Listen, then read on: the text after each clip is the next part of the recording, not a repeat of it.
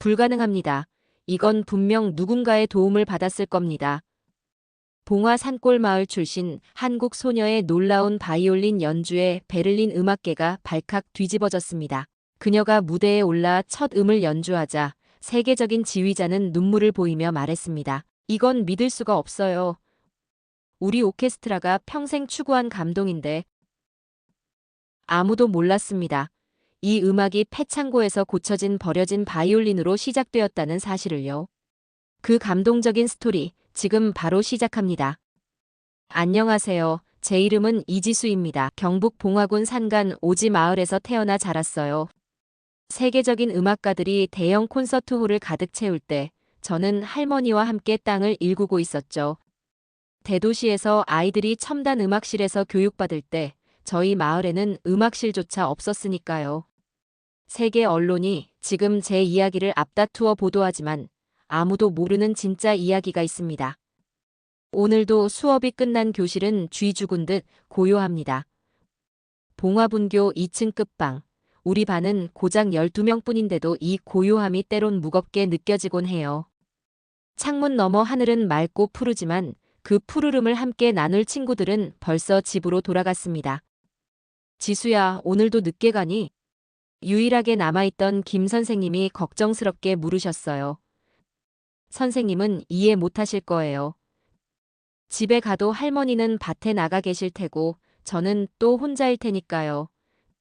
차라리 이 텅 빈 교실이 더 위로가 됩니다. 네, 공부 좀 더 하다 갈게요. 선생님이 떠나시자 가방을 들고 학교 뒤편으로 향했어요. 우리 학교는 폐교 위기에 놓인 작은 분교여서 관리가 안 되는 곳이 많습니다. 특히 전기가 끊긴 낡은 창고는 아이들도 무서워해서 잘 안 가는 곳이죠. 하지만 그곳은 제겐 특별한 공간이었어요.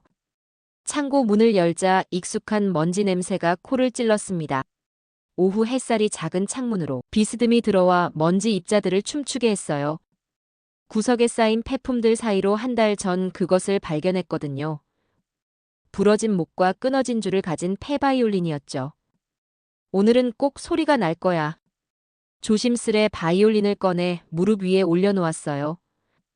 할머니 몰래 모아둔 라디오 부품과 철사, 고물상에서 주워온 작은 금속 조각들로 한 달째 수리 중이었습니다. 아무도 가르쳐주지 않았지만 유튜브 영상 몇 개와 제 손끝의 감각만으로 조금씩 진전을 이뤄가고 있었어요. 바이올린이란 악기는 참 이상해요. 마치 살아있는 것처럼 느껴지거든요. 부러진 목을 붙이며 왠지 아픔을 느끼는 것 같아 더 조심스러워졌습니다. 어쩌면 이 바이올린과 저는 닮았는지도 모르겠네요. 아무도 찾지 않는 이곳에 버려진 채로 버려져 있다는 점이요. 저는 초등학교 1학년 때부터 할머니와 단둘이 살고 있어요. 아버지의 빚을 감당하지 못한 어머니는 어디론가 떠났고 저희에게 남은 건 산골짜기 작은 집과 할머니의 논뿐이었죠. 주소지도 미기재된 이 오지 마을에서 저는 할머니와 함께 하루하루를 살아가고 있습니다. 오늘도 바이올린 줄을 새로 연결해봤어요. 손끝이 까져도 멈추지 않았습니다. 이 바이올린은 제 유일한 친구니까요. 해가 기울고 저녁이 되어 바이올린을 조심스레 천으로 감싸 상자에 넣었어요. 오늘도 소리는 나지 않았지만 언젠가는 울릴 거라고 믿습니다. 버려진 것도 다시 소리 낼 수 있다고 믿으니까요. 집으로 향하는 좁은 산길을 걸으며 별을 올려다봤습니다. 바이올린처럼 저도 언젠가 빛날 수 있을까요? 아무도 주목하지 않는 이곳에서 저만의 소리를 찾을 수 있을까요? 발걸음을 재촉했습니다. 할머니가 기다리실 테니까요. 베를린 필하모닉 오케스트라가 모차르트를 연주할 때 저는 깨진 바이올린을 고치고 있었습니다. 저도 저런 무대에 설 수 있을까요? 세계 유명 음악 학교들이 영재들을 뽑아 키울 때 저는 농사일 틈틈이 폐악기를 붙들고 씨름하고 있었죠. 12번째 시도 손가락에 밴드를 감고 연결부를 다시 조립했어요. 학교 수거함에서 찾은 구리선을 연결하고 할머니 재봉틀에서 몰래 가져온 나사로 줄을 고정했습니다. 이제 바이올린은 겉보기엔 제법 악기 같아졌어요. 하지만 가장 중요한 건 소리죠. 제발. 떨리는 손으로 활을 잡았습니다. 이것도 폐품 더미에서 찾아 손질한 거예요. 말린 말총을 풀어 다시 엮고 할머니 그릇 닦는 기름을 발랐죠. 천천히 활을 줄에 갖다 대고 그었어요.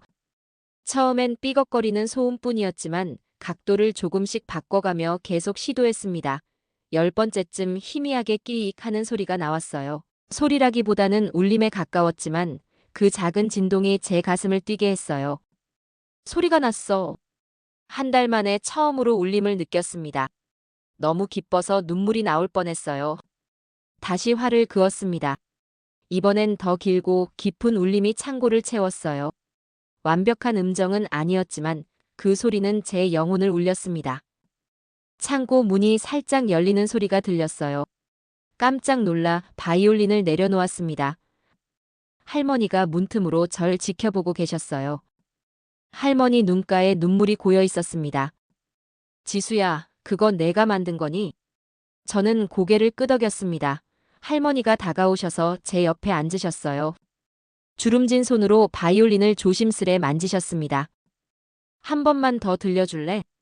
떨리는 마음으로 다시 활을 잡았어요. 할머니 앞에서는 더 긴장되었지만 용기를 내어 활을 그었습니다. 아까보다 더 깊은 음색이 창고에 울려 퍼졌어요. 할머니는 그 소리를 들으며 눈을 감으셨습니다.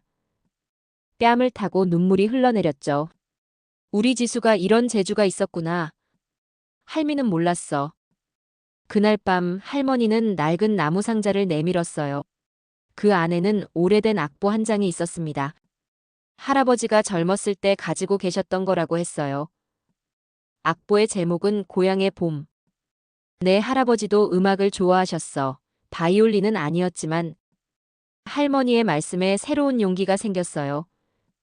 그날부터 할머니는 제가 창고에서 연습하는 것을 허락해 주셨어요. 때로는 먼 발치에서 소리를 들으며 미소 지으셨죠. 이제 저는 매일 3시간씩 연습했습니다. 학교 숙제를 마치고 할머니 일을 도운 뒤에 남는 시간은 모두 바이올린과 함께 했어요. 유튜브에서 바이올린 연주 영상을 찾아 따라 해보고 악보를 독학했습니다. 한 달 후, 저는 고향의 봄을 연주할 수 있게 되었습니다. 할머니 앞에서 처음 연주했을 때 할머니는 박수를 치며 기뻐하셨습니다. 음이 틀려도 박자가 어긋나도 할머니에겐 세상에서 가장 아름다운 연주였나 봐요. 내 연주를 들으니 할미 마음이 따뜻해진다. 폐창고에서 시작된 작은 울림이 저희 집을 채우기 시작했습니다. 버려진 바이올린이 새 생명을 얻은 것처럼 저도 음악을 통해 새로운 꿈을 꾸게 되었어요. 언젠가는 이 울림이 더 멀리, 더 넓게 퍼져나갈 수 있기를 바라며 오늘도 활을 그어봅니다. 국제음악 콩쿠르에서 영재들이 자신의 실력을 겨룰 때 저는 학교 급식실 창문으로 흘러나오는 라디오 소리에 귀를 기울이고 있었습니다. 세계적인 바이올리니스트들이 최고급 악기로 협연할 때 저는 테이프로 붙인 바이올린으로 혼자 연습했죠. 그런 제게 기적 같은 편지가 도착했습니다. 이지수 학생에게 베를린 예술고등학교 주관 국제교류제에 당신을 초청합니다. 처음 편지를 받았을 때 농담인 줄 알았어요. 김 선생님이 제게 건네준 그 봉투는 제 인생을 바꿀 내용을 담고 있었습니다. 음악실이 없는 우리 학교에서 심지어 제대로 된 레슨 한 번 받아본 적 없는 제가 어떻게 해외 초청을 받을 수 있었을까요? 지수야, 내 연주 영상을 내가 올린 거야. 지난 학예회 때 김 선생님이 찍었던 영상이었습니다. 고장난 앰프에서 울리는 제 바이올린 소리는 분명 완벽하지 않았지만 선생님은 그 영상을 국제 교류 프로그램에 보냈고 그들은 제 연주에서 무언가를 발견했나 봅니다. 기쁨도 잠시 현실적인 문제가 다가왔습니다. 참가비와 항공료, 체류비 모두 합치면 500만 원이 넘었어요. 그 돈이면 할머니와 1년은 살 수 있는 금액이었습니다. 꿈을 포기해야 할까요? 할머니께 차마 말씀드리지 못했어요. 지수야, 무슨 일 있니? 요즘 안색이 안 좋아. 식탁에 앉아 밥을 먹는데 할머니가 물으셨어요. 마음속으로 1000번은 망설였지만 결국 편지를 보여드렸습니다. 할머니는 안경을 쓰고 꼼꼼히 읽으셨어요. 그리고 오랫동안 말씀이 없으셨습니다. 할머니 괜찮아요. 안 가도 돼요. 제 말에 할머니는 고개를 저으셨습니다. 할머니 눈에 담긴 결심이 보였어요. 너는 가야 한다. 할미가 방법을 찾을게. 다음 날부터 할머니는 평소보다 더 일찍 나가셨어요. 밭일을 마치고 마을 이장님을 만나고 군청에도 가셨다고 합니다. 일주일 후 할머니는 저녁 식사 자리에서 말씀하셨어요. 아버지가 남긴 논 팔기로 했다. 가슴이 철렁 내려앉았습니다. 그 논은 할아버지 때부터 지켜온 우리 가족의 유일한 재산이었어요. 할머니가 평생 지키려 하셨던 땅이었습니다. 할머니, 안 돼요. 그 논은. 지수야, 땅은 또 살 수 있어. 하지만 내 기회는 이번뿐이야. 할머니의 주름진 손이 제 손을 꼭 잡았습니다. 그 손에는 평생 농사일로 단단해진 굳은 살이 가득했어요.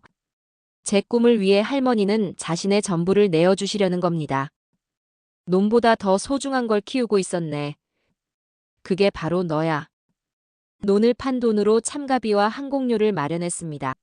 마을 사람들도 도와주셨어요. 여권 신청부터 비행기 예약까지 모두가 힘을 모아주셨습니다. 출발하는 날, 할머니는 제 손에 작은 부적을 쥐어주셨어요. 이건 내 할아버지가 가장 아끼던 거야. 내가 연주할 때 할아버지도 듣고 계실 거야. 창고에서 발견한 고장난 바이올린부터 할머니가 팔아주신 논까지. 제 음악 여정에는 많은 사람들의 희생과 사랑이 담겨 있었습니다. 비행기에 오르며 다짐했어요. 저 혼자만의 연주가 아니라 이 모든 사랑을 담은 울림을 세계에 전하겠다고. 인천공항에서 할머니와 작별 인사를 나눴습니다. 할머니의 눈물 어린 미소를 가슴에 담고 저는 처음으로 하늘길에 올랐습니다. 세계 곳곳에서 온 음악 영재들이 샤넬과 구찌를 입고 나타날 때 저는 할머니가 정성껏 다려주신 하얀 블라우스와 검은 치마를 입고 있었습니다. 그들이 스트라디바리우스와 과르네리 바이올린을 들고 있을 때 저는 고물상에서 주운 부품들로 고친 테이프 자국 가득한 바이올린을 안고 있었죠. 베를린 공항에 발을 디딘 순간 저는 다른 세계에 온 듯한 느낌이 들었습니다. 이지수 학생이죠? 환영합니다. 피켓을 들고 있던 젊은 여성이 저를 반겨주었어요. 호텔로 가는 차 안에서 베를린의 풍경이 눈앞을 스쳐 지나갔습니다. 높은 건물들, 넓은 도로, 그리고 곳곳에 있는 공연장들, 모든 것이 낯설고 압도적이었어요. 다음 날 아침 베를린 예술고등학교에서 첫 리허설이 있었습니다. 대형 연습실에 10여 명의 참가자들이 모였어요. 모두 세계 유명 음악학교 출신이었고 이미 여러 콩쿠르에서 입상한 경력이 있는 학생들이었습니다. 너는 어디서 음악을 배웠니? 옆자리 소녀가 물었습니다. 저는 말을 고르지 못했어요.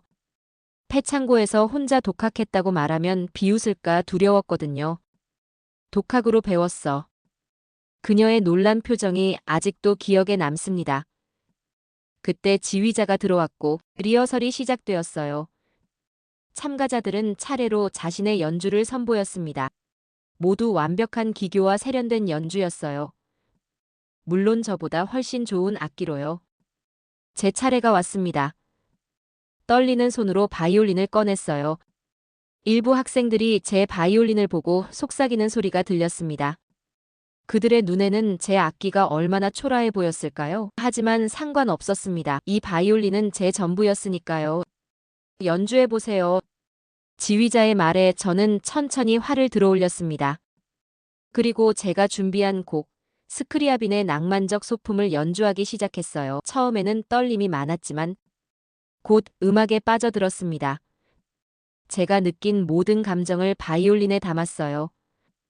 할머니의 사랑, 고향 마을의 그리움, 그리고 제 꿈. 연주가 끝나고 고개를 들었을 때 방 안의 분위기가 달라져 있었습니다. 지휘자는 잠시 말을 잇지 못했고 몇몇 학생들은 눈물을 닦고 있었어요. 그 순간 저는 알았습니다.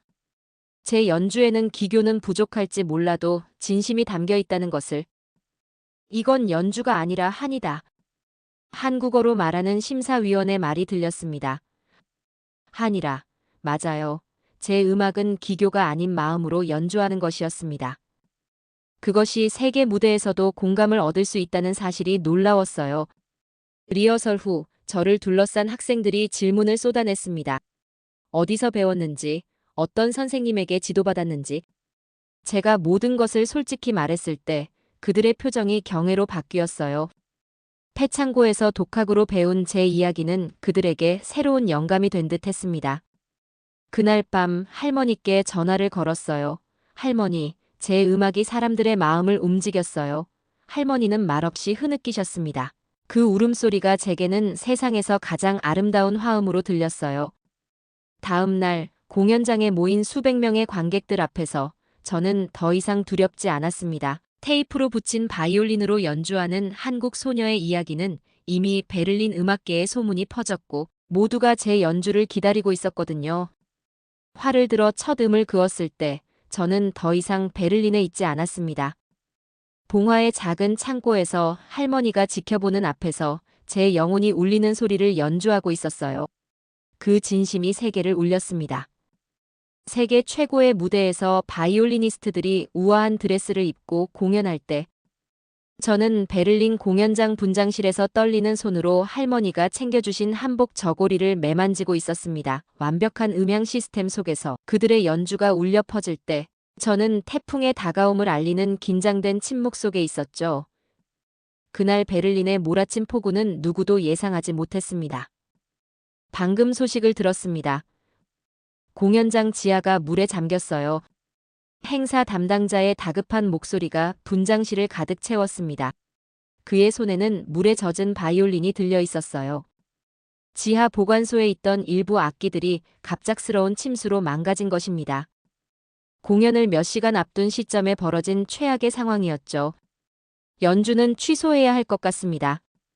뒤이어 들어온 행사 책임자의 말에 참가자들 사이에서 동요가 일었습니다. 몇몇은 울음을 터뜨렸고 또 다른 이들은 화를 내기 시작했어요. 저는 조용히 손상된 바이올린들을 바라보았습니다. 제가 도와드릴 수 있을 것 같습니다. 저는 물에 젖은 바이올린을 하나 집어들었어요. 습기로 인해 줄이 늘어지고 접합부가 분리되기 시작한 악기였습니다. 내가 어떻게? 행사 담당자가 의아해했지만 저는 이미 행동으로 옮기고 있었습니다. 화장실에서 수건을 가져와 조심스럽게 물기를 닦아내기 시작했어요. 제 가방에서 작은 공구 세트를 꺼냈습니다. 할머니가 혹시 모르니 하며 챙겨주신 그것이죠. 악기를 말리기 위해 헤어드라이어가 필요해요. 놀란 표정들 사이에서 일이 빠르게 진행되었습니다. 분장실에 헤어드라이어들이 모이고 악기 상점에서 급히 재료들을 구해왔어요. 저는 옷을 걷어붙이고 작업을 시작했습니다. 4시간 동안 쉬지 않고 일했습니다. 손가락이 아프고 땀이 흘러도 멈추지 않았어요. 5대의 바이올린을 완전히 복구하고 3대는 응급처치 수준으로 연주 가능하게 만들었습니다. 덕분에 공연을 계속할 수 있게 되었어요. 정말 고맙습니다. 행사 책임자가 깊이 고개를 숙였습니다. 다른 참가자들도 감사의 말을 전했어요. 그들의 눈에 비친 저는 더 이상 시골에서 온 우연한 초대자가 아니었습니다.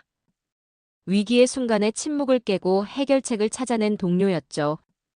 공연은 예정보다 1시간 늦게 시작되었습니다. 관객들은 이미 상황을 전해 들었고 우리가 무대에 오르자 따뜻한 박수를 보내주었어요. 제 차례가 되어 무대 중앙에 섰을 때 저는 이 모든 과정이 제 인생을 상징한다고 느꼈어요. 버려진 것들에 새 생명을 불어넣고 깨진 것들을 다시 울리게 하는 여정. 그것이 바로 제 음악이었습니다. 저는 깊게 숨을 들이마시고 활을 들어올렸습니다. 그리고 시작했어요. 쇼팽의 녹턴을. 제 바이올린에서 울려 퍼진 소리는 단순한 음악이 아니었습니다. 그것은 살아남은 자의 환희, 다시 울리는 침묵의 승리였어요. 공연이 끝나고 기립박수가 쏟아졌습니다. 그 박수 소리 속에서 저는 할머니의 목소리를 들었습니다. 버려진 것도 울 수 있단다. 저는 고개를 숙여 인사하며 생각했어요. 할머니, 저는 울고 있지 않아요. 저는 노래하고 있습니다.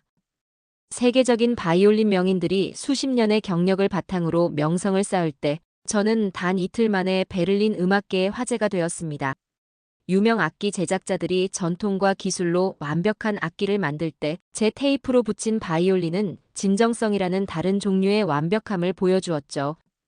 이지수 씨, 당신의 이야기가 SNS에서 엄청난 반응을 얻고 있습니다. 호텔 로비에서 기다리고 있던 베를린 필하모닉 매니저가 말했습니다. 그의 손에는 태블릿이 들려 있었고 화면에는 제 연주 영상이 떠 있었어요. 공연장에서 누군가 몰래 찍은 영상이 이미 100만 뷰를 넘었습니다. 이것이 시작이었습니다. 그날 오후부터 연달아 만남의 요청이 이어졌어요. 빈 국립음악원에서 장학생 제안이 왔고 베를린 필하모닉에선 특별 공연 초청을, 유네스코에선 문화대사직을, BBC에선 다큐멘터리 제작을 제안했습니다. 모두 정말 영광이에요. 하지만 시간을 좀 주시겠어요? 저는 혼란스러웠습니다. 17살 시골 소녀에게 갑자기 쏟아지는 관심과 제안들은 꿈만 같았어요. 문득 노크 소리가 들렸습니다. 문을 열자 베를린 예술고등학교의 교장 선생님이 서 계셨어요. 우리 학교에서 장기 레지던시 프로그램을 제안하고 싶어요. 1년간 머물면서 음악을 배우고 또 가르치는 시간도 가질 수 있어요. 제 눈이 커졌습니다. 세계 최고의 음악 교육을 받으면서 제 경험을 다른 이들과 나눌 수 있는 기회였어요. 가르친다고요? 제가요? 당신의 이야기, 그 과정과 열정은 음악적 기교 이상의 것을 가르쳐 줍니다. 우리 학생들에게 필요한 건 테크닉만이 아니에요. 새벽에 깨어나 할머니께 전화를 걸었습니다. 할머니, 저 많이 혼란스러워요. 너무 많은 제안들이 있어서. 지수야, 내 마음이 가는 곳으로 가렴. 내가 행복하다면 할미도 행복해. 그 말씀에 갑자기 모든 것이 선명해졌습니다. 저는 결정을 내렸어요. 베를린 예술고등학교의 장기 레지던시를 수락하되 1년 후에는 반드시 고향으로 돌아가 제가 배운 것을 나누기로 했습니다. 음악은 혼자 간직하는 게 아니라 함께 나누는 거예요. 제가 받은 기회를 다른 아이들에게도 전하고 싶습니다. 기자회견장에 앉아 제 결정을 발표하는 순간 저는 더 이상 혼란스럽지 않았어요. 세계는 제게 손을 내밀어 주었고 이제 저는 그 손을 잡아 더 많은 아이들에게 전하려 합니다. 모든 아이들의 마음속에는 울림이 있어요. 단지 그것을 끌어낼 기회가 필요할 뿐입니다. 카메라 플래시가 터지는 가운데 저는 문득 할머니의 논을 떠올렸습니다. 그 논에서 자란 벼가 이제 세계 곳곳에 씨앗을 퍼뜨리려 하고 있었어요. 할머니, 걱정 마세요. 저는 곧 돌아갈 거예요. 더 많은 음악을 안고서 세계적인 바이올리니스트들이 화려한 투어 일정을 소화할 때 저는 고향 봉화행 비행기에 몸을 실었습니다. 유명 음악가들이 콘서트홀에서 귀족적인 자태로 연주할 때 저는 시골 분교 폐창고를 개조할 목수들과 일정을 조율하고 있었죠. 이지수 씨, 마지막으로 체크할 것 있으신가요? 운송회사 직원이 물었습니다. 그의 트럭에는 10여 개의 상자가 실려 있었어요. 기증받은 중고 바이올린 악보. 그리고 베를린에서 함께 공부한 친구들이 모아준 음악 교재들. 이 모든 것이 이제 제 고향 마을로 향하고 있었습니다. 인천공항에 내리자마자 저를 맞이한 것은 수십 명의 기자들이었어요. 베를린에서의 성공 이후 저는 어느새 한국의 음악 영웅이 되어 있었습니다. 하지만 제 마음은 오직 한 사람에게로만 향해 있었어요. 지수야. 군중 뒤에서 할머니의 목소리가 들렸습니다. 저는 카메라 플래시를 뚫고 달려가 할머니를 꼭 안았어요. 1년 사이 할머니의 등은 더 굽어 있었고 머리카락은 더 하얘졌습니다. 하지만 그 눈빛만은 변함없이 따뜻했어요. 할머니, 돌아왔어요. 마을로 돌아오는 길, 창밖으로 보이는 풍경이 낯설게 느껴졌습니다. 마을 입구에 도착하자 놀라운 광경이 펼쳐졌습니다. 마을 사람들이 모두 나와 현수막을 들고 저를 환영하고 있었어요. 우리의 자랑 이지수를 환영합니다. 다음 날부터 본격적인 작업이 시작되었습니다. 학교 폐창고는 이제 지수 공방으로 새롭게 태어나고 있었어요. 페인트 냄새가 가득한, 아직은 어수선한 공간이었지만 제 눈에는 미래의 음악실이 보였습니다. 일주일의 작업 끝에 지수 공방이 완성되었습니다. 벽에는 베를린에서 가져온 악보들이 걸렸고 한쪽에는 다양한 크기의 바이올린이 줄지어 놓여 있었어요. 작지만 따뜻한 공간이었습니다. 첫 수업날 10명의 아이들이 모였습니다. 대부분은 바이올린을 처음 보는 아이들이었어요. 그들의 호기심 어린 눈빛에서 예전의 제 모습을 보았습니다. 여러분, 바이올린은 특별해요. 그냥 나무와 줄로 만들어진 악기가 아니라 우리의 마음을 담는 그릇이에요. 아이들에게 처음으로 바이올린을 쥐어주는 순간 제 가슴이 벅차올랐습니다.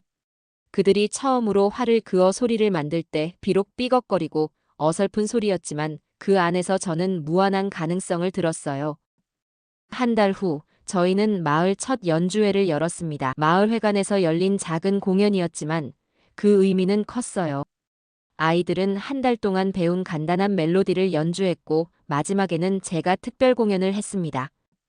테이프 자국이 여전히 남아있는 제 바이올린으로 고향의 봄을 연주했을 때 마을 어르신들의 눈에서 눈물이 흘러내렸습니다. 연주회가 끝나고 할머니가 제게 다가오셨습니다. 지수야, 할미가 논을 판 건 내가 멀리 가길 바래서였는데 넌 다시 돌아왔구나. 할머니, 멀리 가야만 성공이 아니에요. 여기 우리 아이들과 함께 음악을 나누는 것. 이것이 제가 진정으로 원하는 거예요. 할머니의 눈에서 흐르는 눈물이 제게는 세상에서 가장 값진 박수였습니다. 세계 유명 음악학교들이 엘리트 음악가들을 배출할 때 저는 시골 폐창고에서 맨발로 뛰어다니는 아이들에게 바이올린을 가르치고 있었습니다. 화려한 콘서트홀에서 성대한 오케스트라가 연주될 때 우리는 마을 평상에 둘러앉아 별빛 아래 간단한 멜로디를 연습했죠. 그렇게 3년의 시간이 흘렀습니다. 선생님, 이 부분이 잘 안 돼요. 지은이가 바이올린을 내려놓으며 말했습니다. 13살 지은이는 제 첫 제자였고 가장 열정적인 학생이기도 했어요. 그녀의 눈에서 저는 예전의 제 모습을 보았습니다. 괜찮아, 지은아. 처음부터 잘하는 사람은 없어. 다시 한번 천천히 해보자. 지수공방은 이제 단순한 음악 교실을 넘어 지역 문화의 중심이 되었습니다. 30명이 넘는 학생들이 정기적으로 수업을 받았고 매달 마을 연주회를 개최했어요. 인근 도시에서도 소문을 듣고 견학을 오는 이들이 늘었습니다. 가장 자랑스러운 순간은 지난달 있었던 전국 청소년 음악 콩쿠르였어요. 지은이를 비롯한 5명의 학생들이 참가했고 지은이는 놀랍게도 대상을 수상했습니다. 소영 선생님, 이건 다 선생님 덕분이에요. 시상식 후 지은이가 말했습니다. 하지만 저는 고개를 저었어요.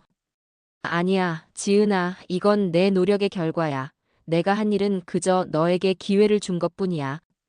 그때 휴대폰이 울렸습니다. 베를린에서 함께 공부했던 친구의 연락이었어요. 지수야, 큰일 났어. 국제 콩쿠르 심사위원 중 한 명이 지은이의 연주 영상을 봤대. 그리고 정말 놀라운 제안이 왔어. 지은이를 포함한 4제자들이 빈 피라모닉 특별 공연에 초청받았어. 다음 날, 저는 학생들에게 이 소식을 전했습니다. 아이들의 눈이 별처럼 빛났어요. 특히 지은이는 너무 기뻐 펄쩍펄쩍 뛰었습니다. 선생님도 같이 가시는 거죠? 빈 피라모닉 홀에서의 공연은 꿈같은 시간이었습니다. 특히 지은이의 솔로곡은 객석을 완전히 사로잡았습니다. 공연이 끝나고 기립박수가 쏟아질 때 저는 객석 뒤에서 조용히 눈물을 닦았습니다. 이것이 진정한 성공이구나. 내가 받은 기회를 다른 이들에게 전하고 그들이 또 다른 빛을 발하게 하는 것. 귀국 비행기에서 지은이가 물었습니다. 선생님, 세계 투어 제안이 왔는데 어떻게 해야 할까요? 내 마음이 원하는 대로 하렴. 하지만 기억해. 언젠가는 내가 배운 것을 다시 나눠줄 때가 올 거야. 고향으로 돌아오는 길, 창밖으로 보이는 산과 들이 반겨주는 것 같았습니다. 마을에 도착하자 할머니가 평상에 앉아 저희를 기다리고 계셨어요. 할머니, 저희가 해냈어요. 아이들이 세계 무대에서 연주했어요. 할머니는 빙그레 웃으셨습니다. 그럼 논을 판 보람이 있구나. 버려진 바이올린에서 시작된 작은 소리가 이제는 세상을 울리는 아름다운 하모니가 되었습니다. 그리고 그 울림은 계속됩니다. 영원히. 자, 오늘의 이야기는 여기까지입니다. 폐창고에서 고쳐진 버려진 한 대의 바이올린으로 시작된 이지수의 여정은 단순한 성공 스토리를 넘어섭니다. 열악한 환경과 제한된 자원이라는 한계를 창의력과 끈기로 극복하며 그녀는 자신의 성공을 다른 이들과 나누는 진정한 리더가 되었습니다. 이 영상이 마음에 드셨다면 좋아요와 구독 부탁드릴게요.